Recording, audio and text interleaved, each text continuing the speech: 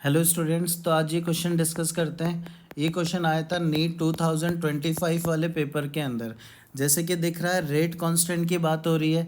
इसका मतलब ये जो क्वेश्चन है ना, आया था अपने पास केमिकल काइनेटिक्स चैप्टर से। Chemical kinetics chapter 12th class में फिजिकल केमिस्ट्री का क्वेश्चन है। तो क्वेश्चन में देखो क्या गिवन है। एक तो रेट कांस्टेंट की वैल्यू दे रखी है। ऐसा पूछा है कि टाइम बताओ जब रिएक्टेंट की कॉन्सेंट्रेशन 7.2 से कितनी हो जाएगी, 0.9 हो जाएगी।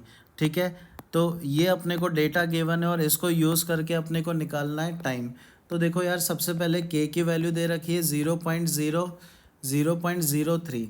जैसे ही के की वैल्यू तुम ऑब्जर्व करोगे तो यहाँ पे आपको यूनिट दे रखा है सेकंड इनवर्स।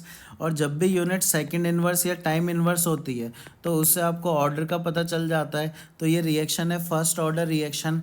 ठीक है। क्योंकि फर्स्ट ऑर्डर रिएक्शन है तो अपने को टाइम का फॉर्मूला उसके अंदर पता होता है। एक फॉर्मूला आता है 1/k ln A0/AT। A0 मतलब t=0 टाइम पे रिएक्टेंट की कॉन्सेंट्रेशन। AT मतलब किसी टाइम T1 पे रिएक्टेंट की कॉन्सेंट्रेशन। ठीक है। सारी वैल्यूज़ अपने को गिवन है और अपन यहाँ से टाइम निकाल लेंगे। तो के की वैल्यू अपने को गिवन है 0.03। एलन ज़ीरो टाइम पे कॉन्सेंट्रेशन कितनी थी, 7.2। और टी टाइम पे कितना लेना है, 0.9। ये क्वेश्चन में दे रखा है अपने को। तो मैं रख देता हूँ इनिशियली 7.2 थी और फाइनली 0.9 हो गई। तो इसको हमें सॉल्व करना है। ठीक है ना। तो इसको सॉल्व करते हैं और ये अपने पास आ जाएगा। सॉल्व करने के बाद ये 8 टाइम्स जा रहा है ln 8/0.03। तो इसको थोड़ा और सॉल्व करें तो ये हो जाएगा 3ln 2/0.03।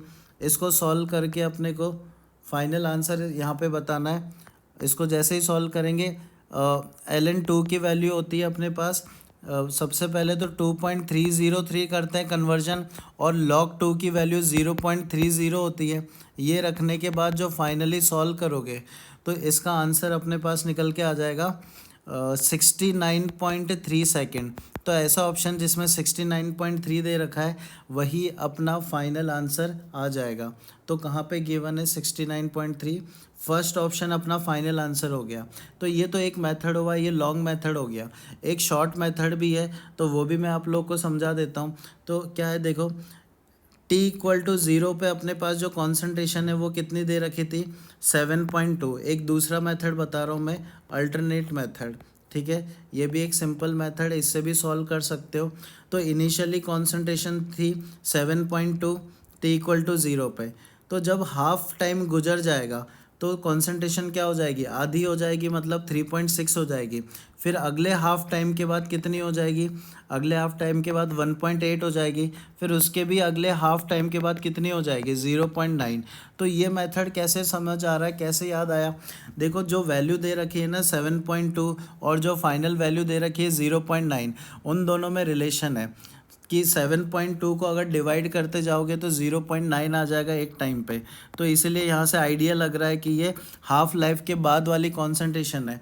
टोटल कितने हाफ लाइफ लग रहे हैं, तो टोटल जो टाइम लग रहा है वो 3 हाफ लाइफ का लग रहा है।